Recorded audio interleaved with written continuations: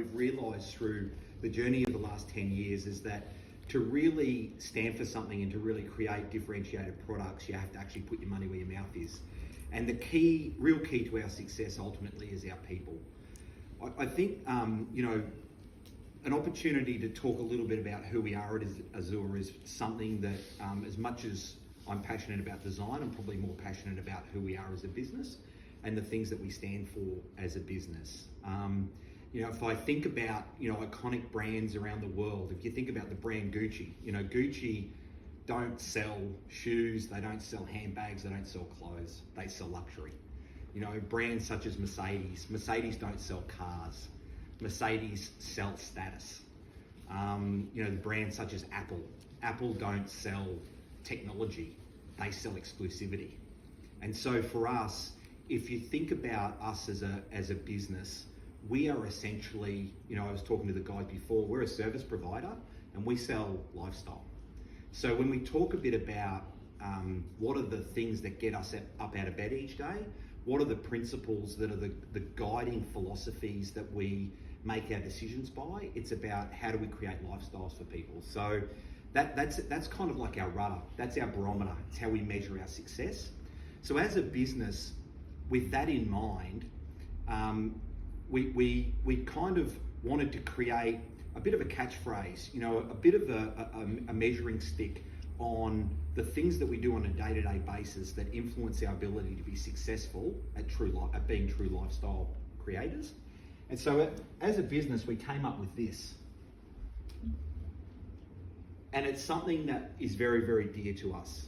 There's two words in those sentences. The first one is relationships, and we value them. Grant talks about the story of Ironfish. What we aligned with the team at Ironfish was a sense of cultural alignment.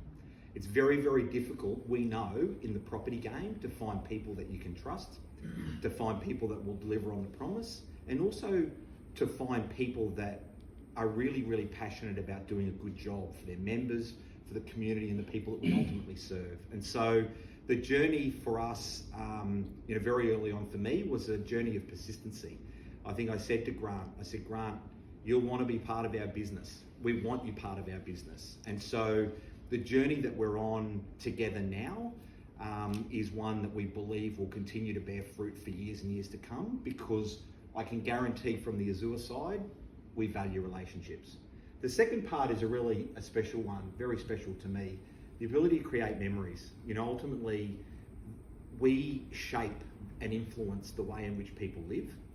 We also help shape the wealth creation for people. So when we think about the communities that we're creating, if an investor's investing in that community, we want to make sure that we're custodians of their investment. We want to make sure that we're creating environments for people to enable them to create wealth over a period of time, which ultimately is important for their memory creation and for their financial future.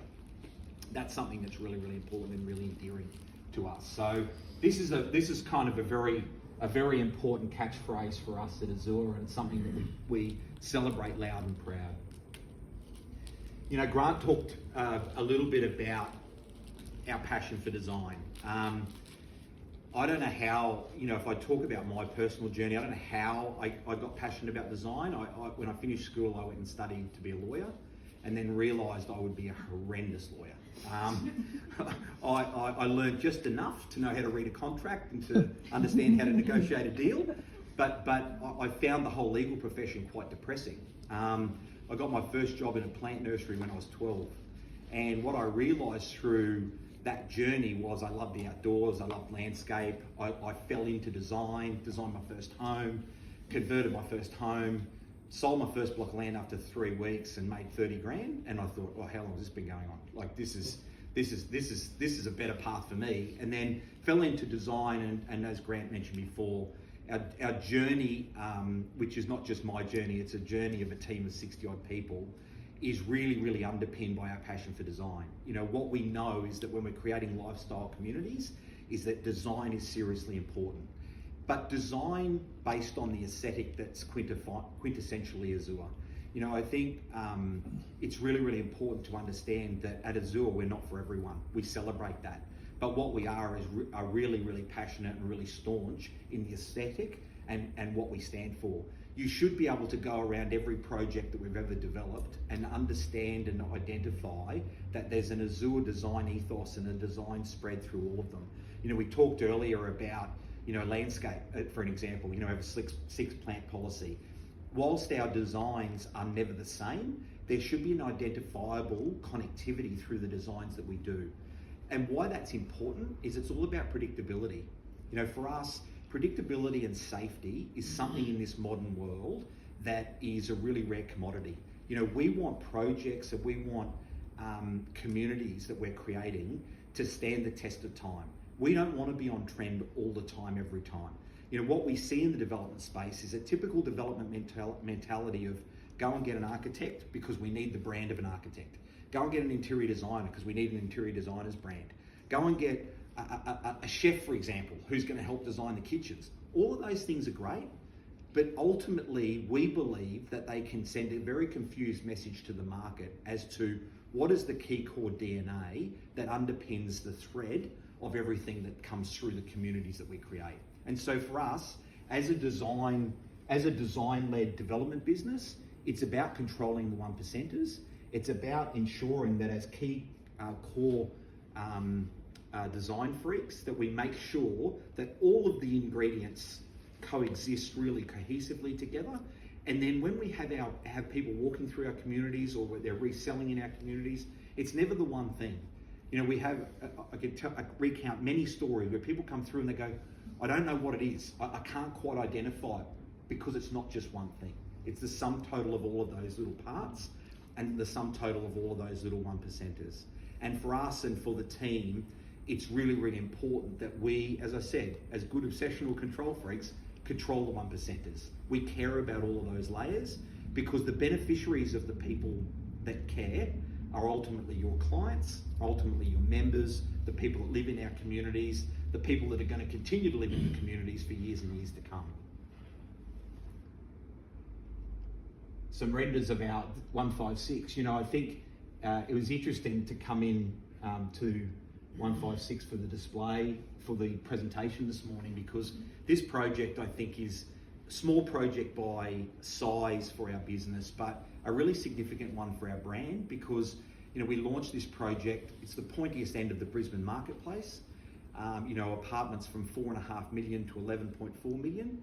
But what we're able to do through the application of being design-led by creating memorable moments and being focused on relationships for people is set new benchmarks in price points in Brisbane. You know, our penthouse has basically set the benchmark for the highest off-the-plan apartment ever sold in Southeast Queensland.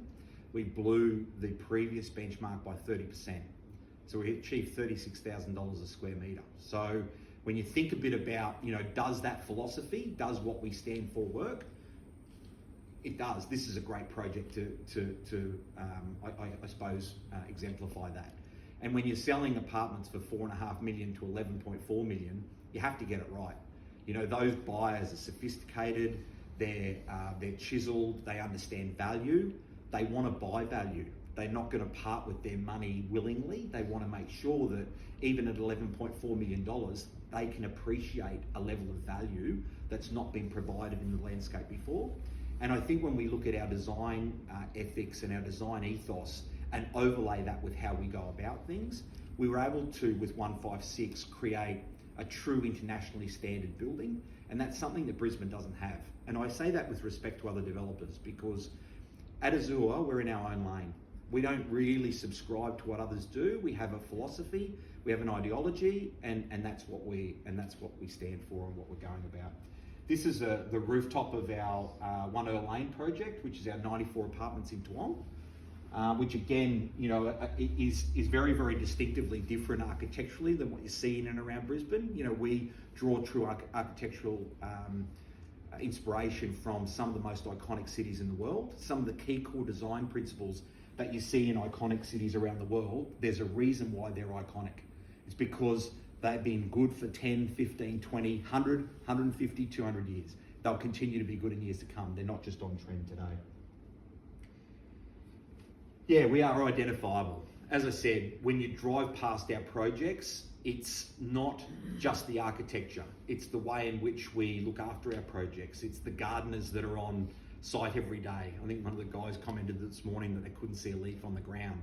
You know, I was telling a story about some time ago, we had a complaint, if you like, from a person living in one of our communities, and they said, could you just not maintain it so much? You know, we kind of, we are loud and proud. We subscribe to the Walt Disney philosophy, and that is that we're creating, you know, bubble land. We're creating as much lifestyles of perfection as we practically can, because it gives people a sense of calm. It gives people something that is a finite commodity, and that's time. You know, the ability to create lifestyle environments for people that give them the ability to live their best lives, but to ensure that they've got time, because they don't need to maintain.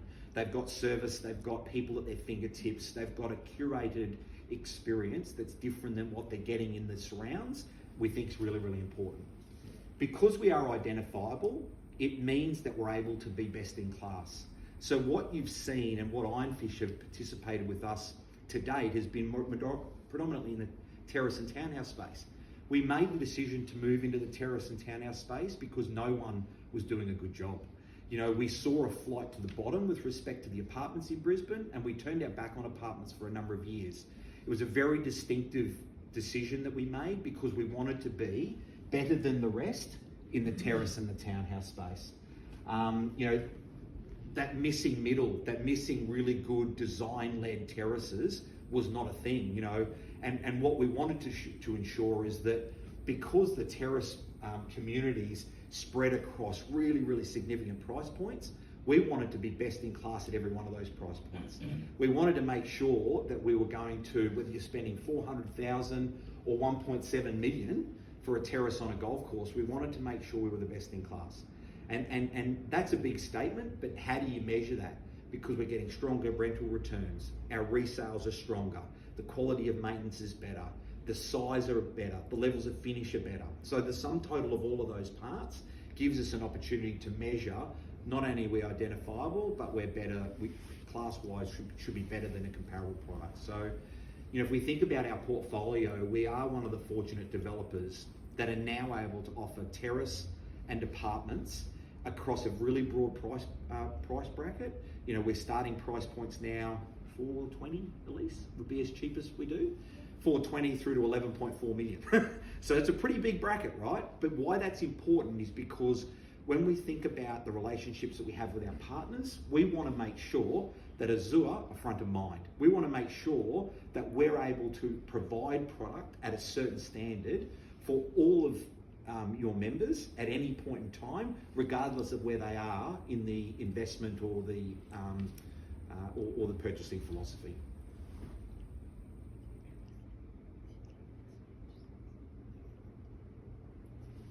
We create communities. Really, really important. So when I talked about us at the start being a lifestyle-based developer or a lifestyle-based brand, why lifestyles are important is because it's all about people. And ultimately, you know, as a service provider, you know, as developers, we don't develop icons or monuments to ourselves or to our team. We're service providers because we need to create communities. Because life is getting harder, life is getting busier, you know, and we have a responsibility to create communities that we're proud of, and a responsibility to create communities that continue to grow, that add value, and that continue to provide environments for people that will stand the test of time. Some of the images, some of which you guys have seen, obviously, some of Seasons, communities, One Earl Lane, 156, and we never leave. So I think this is a really powerful... And that's a good thing, right? We never leave. Like a good control freak, we never leave. Good obsessional control freak. We, you know, it's a good segue. I'm obviously going to introduce Claire, who's our GM of Azure Living. You know, Claire has the, sometimes I wonder if it's the poison chalice, because she has the huge responsibility of maintaining the legacy of brand. We never leave our communities. You know, it was a very, very important decision that we made back in 2014 to start a property management and caretaking business. We knew nothing about property management. we knew nothing about caretaking other than we knew the standard. We knew what service we wanted to provide, and our property management business is organically grown through our portfolio. We don't buy management rights. We're not scaling that business. That business is purely a support process to our brand and our support process to the people that invest in our community. So it's a significant part of who we are and why we do what we do. I always tell the story around people say, well, how come the lawns look so good? How come the hedges look so good? And that's because, even our caretaking, we don't outsource caretaking. So our gardeners are on staff. We don't subcontract it to Jim's lawn mowing service or Martin Brothers or the nearest and greatest. They're Azure staff members. They drive Azure vans, and we have an Azure way, an Azure way in which you trim a tree, a way in which you mow a lawn, the amount of times that you fertilise the lawns and trim the trees. All of those things are really important because it provides that predictability and that certainty around the quality of perpetuity of our brand for legacies and for years to come. So that's me for today. Introduce Claire, GM of Azure Living.